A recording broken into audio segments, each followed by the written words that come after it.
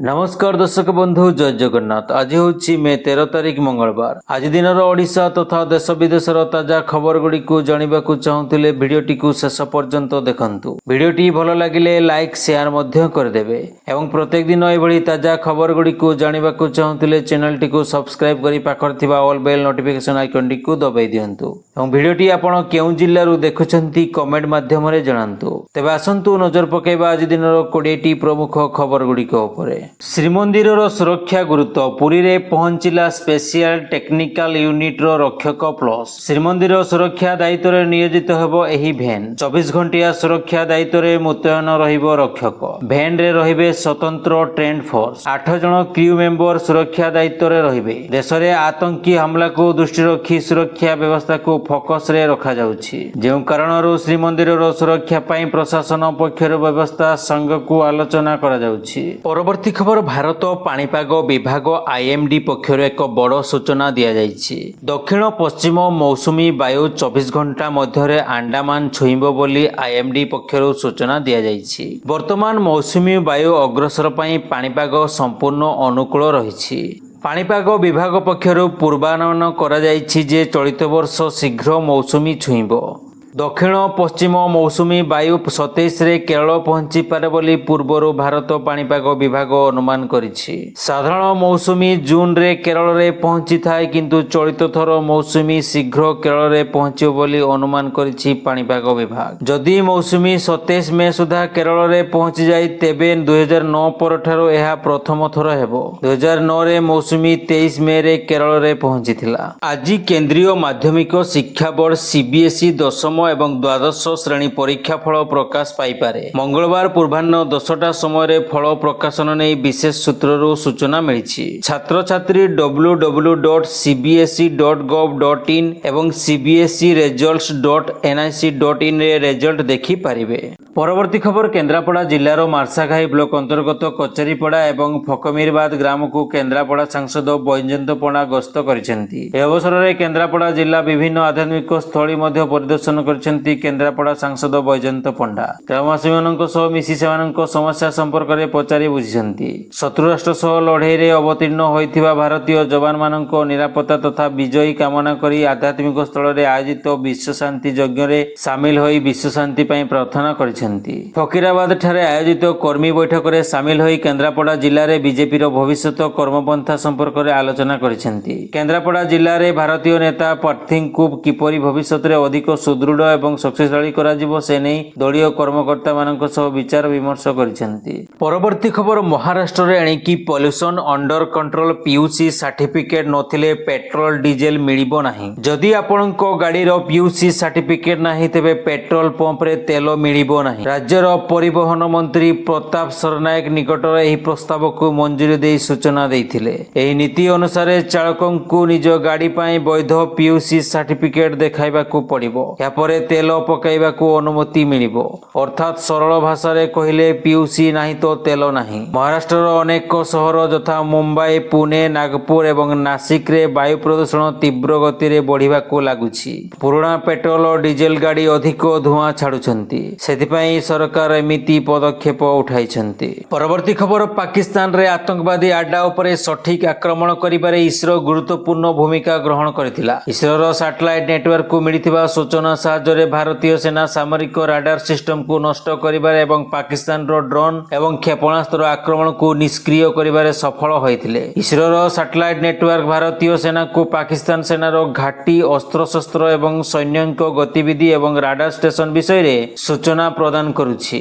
जहा द्वारा आतंकवादी आड्डा गुड़ी को सठिक भाव में चिन्हट करा जाई परिबो एवं आक्रमण पई लक्ष्य स्थिर करा जाई परिबो। या व्यतीत प्रत्येक संवेदनशील कार्यकलाप को धरिबा एवं गुइंदा सूचना हासिल करिबारे सेमानक इलेक्ट्रॉनिक कार्यकलाप को ट्रैक करबा अत्यंत सहायक प्रमाणित हेउछि। परवर्ती खबर पुरी रे पुलिस महानिर्देशक वाईबी खुरानिया श्रीमंदिर जाई महाप्रभुको दर्शन करबा सह श्रीमंदिरर सुरक्षा व्यवस्थार मध्य अनुध्यान करिसेंती पुलिस महानिर्देशक। खबर अनुसार सोमवार सकाळ सकाळ पुलिस महानिर्देशक वाईबी खुरानिया पुरी गस्तरे जाइथिले। एही अवसर में प्रथमे श्रीमंदिर जाई महाप्रभुको दर्शन करथिले। या सहित श्रीमंदिरर सुरक्षा व्यवस्थार समीक्षा ସମୀକ୍ଷା ମଧ୍ୟ କରିଥିଲେ। ଏ ଅବସରରେ ଡିଜିପିଙ୍କ ସହ କେନ୍ଦ୍ରାଞ୍ଚଳ ଆଇଜି ପୁରୀ ଓ ଏସ୍ପିଙ୍କ ସମେତ ବରିଷ୍ଠ ପୋଲିସ ଅଧିକାରୀ ଉପସ୍ଥିତ ରହିଥିଲେ। ପରବର୍ତ୍ତୀ ଖବର ମେ 12 ତାରିଖ ଅର୍ଥାତ୍ ସୋମବାର ଠାରୁ ଭୁବନେଶ୍ୱରର ନୂତନ ଷ୍ଟେସନ ଠାରୁ ଯାତ୍ରା ଆରମ୍ଭ କରିଛି 3 ଏକ୍ସପ୍ରେସ୍ ଟ୍ରେନ୍। ଏହି ଟ୍ରେନ୍ ଗୁଡ଼ିକ ହେଲା Bhubaneswar CSE MT Mumbai Bhubaneswar Konark express 11020/11019, Bhubaneswar Secunderabad Bhubaneswar Visakhapatnam express 17015/17016 ଓ ଭୁବନେଶ୍ୱର ବିଶାଖାପାଟଣା ଭୁବନେଶ୍ୱର ଇଣ୍ଟରସିଟି ଏକ୍ସପ୍ରେସ୍ 22819/22820। ଭୁବନେଶ୍ୱରର ନୂଆ ଷ୍ଟେସନରୁ ଯାତ୍ରା ଆରମ୍ଭ କରିଥିବା ଏହି ଟ୍ରେନ୍ ଗୁଡ଼ିକ ଭୁବନେଶ୍ୱର ଉତ୍ତର ଅଞ୍ଚଳ ଏବଂ ସଂଲଗ୍ନ ଅଞ୍ଚଳ ଯାତ୍ରୀମାନଙ୍କୁ ବିପୁଳ ଲାଭ ପ୍ରଦାନ କରିବ। ଏହି ଟ୍ରେନ୍ ଗୁଡ଼ିକ ମଧ୍ୟ ମଞ୍ଚେଶ୍ୱର ରେଳ ଷ୍ଟେସନରେ ପ୍ରତ୍ୟେକ 2 ମିନିଟ୍ ପାଇଁ ରହଣି ପ୍ରଦାନ କରିବ। ପରବର୍ତ୍ତୀ ଖବର ଦୀଘା ଶ୍ରୀମନ୍ଦିରରୁ ଶ୍ରୀଜଗନ୍ନାଥ ଧାମ ବୋର୍ଡ ହଟାଇବାକୁ ସୋମବାର ପୁଣି ଦାବି ହୋଇଛି। ସୋସିଆଲ ମିଡିଆ ଏକ୍ସରେ ପୁଣି ଏକ ପୋଷ୍ଟ କରି ଦାବିକୁ ଉଠାଇଛନ୍ତି ଅନ୍ତର୍ଜାତୀୟ ବାଲୁକା ଶିଳ୍ପୀ ତଥା ଶ୍ରୀମନ୍ଦିରର ପରିଚାଳନା କମିଟିର ପୂର୍ବତନ ସଦସ୍ୟ ପଦ୍ମଶ୍ରୀ ସୁଦର୍ଶନ ପଟ୍ଟନାୟକ। ଅନ୍ୟପକ୍ଷେ ପଶ୍ଚିମବଙ୍ଗର ଦୀଘାରେ ଜଗନ୍ନାଥ ମନ୍ଦିର ପ୍ରତିଷ୍ଠା ବିବାଦକୁ କେନ୍ଦ୍ର କରି ଶ୍ରୀମନ୍ଦିରର ପ୍ରଶାସନ ବରିଷ୍ଠ ଦଇତାପତି ସେବାୟତ ତଥା ନିଯୋଗ ସମ୍ପାଦକ ରାମକୃଷ୍ଣ ଦାସ ମହାପାତ୍ରଙ୍କୁ ରବିବାର ନିଲମ୍ବନ କରାଯାଇଛି।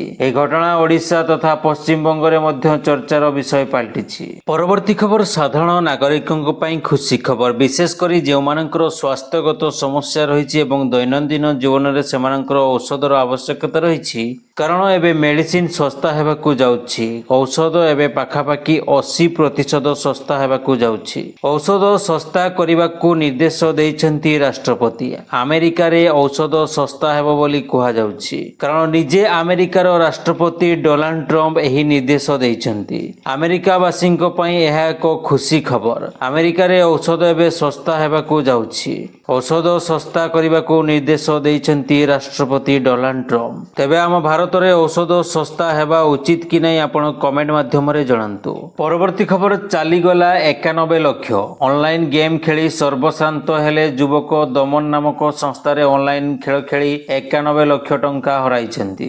ଯାଜପୁର ସଦର ବ୍ଲକ ବିଦ୍ୟାଧରପୁର ଗାଁର ଧୀରେନ୍ଦ୍ର କୁମାର ନାୟକ ଠକାମିର ଶିକାର ହୋଇଛନ୍ତି। ଧୀରେନ୍ଦ୍ର ପ୍ରଥମେ 500 ଟଙ୍କାରେ ଖେଳ ଆରମ୍ଭ କରିଥିଲେ। ଲାଭ ହେବାରୁ ଲୋଭ ବଢ଼ିଥିଲା। ଧୀରେ ଧୀରେ ଅଧିକରୁ ଅଧିକ ଟଙ୍କା ଲଗାଇ ଖେଳିଲେ। ଏପରିକି ନିଜ 9 ଗୁଣ୍ଠ ଜମି, 400 ଗ୍ରାମ ଓଜନର ସୁନା, ବ୍ୟକ୍ତିଗତ ଜମାରୁ 10 ଲକ୍ଷ ଟଙ୍କା, ହାତ ଉଧାରି 10 ଲକ୍ଷ ଟଙ୍କା ମିଶାଇ ମୋଟ 91 ଲକ୍ଷ ଟଙ୍କା ଲଗାଇଥିଲେ। ହେଲେ ସବୁକିଛି ଚାଲିଗଲା। ଧୀରେନ୍ଦ୍ର ଏହାକୁ ନେଇ କ୍ରାଇମବ୍ରାଞ୍ଚ ଡିଜି ସାଇବର କ୍ରାଇମ ଥାନା ଏବଂ ଟାଉନ ଥାନାରେ ଅଭିଯୋଗ କରିଛନ୍ତି। ପରବର୍ତ୍ତୀ ଖବର ଭାଜପା ନେତ୍ରୀ ନବନୀତ ରଣା ଏବଂ ତାଙ୍କ ସ୍ୱାମୀ ବିଧାୟକ ରବି ରଣାଙ୍କୁ ପାକିସ୍ତାନରୁ ହତ୍ୟା ଧମକ ମିଳିଛି। ସେ ନେଇ ଖାର ଥାନାରେ ଅଭିଯୋଗ କରିଛନ୍ତି। ଧମକପୂର୍ଣ୍ଣ କଲରେ ତାଙ୍କୁ ହିନ୍ଦୁ ସିଂହ ବୋଲି ସମ୍ବୋଧନ କରାଯାଇଥିଲା ଏବଂ ହତ୍ୟା କରିବାକୁ ଧମକ ଦିଆଯାଇଥିଲା। ପୋଲିସ ଏ ନେଇ ତଦନ୍ତ ଆରମ୍ଭ କରିଛି ଏବଂ ମାମଲା ଗମ୍ଭୀରତାକୁ ଦୃଷ୍ଟିରେ ରଖି କେନ୍ଦ୍ରୀୟ ଏଜେନ୍ସି ଗୁଡ଼ିକ ଠାରୁ ମଧ୍ୟ ସାହାଯ୍ୟ ନିଆଯାଇପାରିବ। ପରବର୍ତ୍ତୀ ଖବର ମୟୂରଭଞ୍ଜ ଜିଲ୍ଲା ରାଇରଙ୍ଗପୁର ଅନ୍ତର୍ଗତ ମହୁଲଡିହା ଅଞ୍ଚଳରେ ମହା ସମାରୋହରେ ପାଳିତ ହୋଇଯାଇଛି ସାନ୍ତାଳୀ ଭାଷାର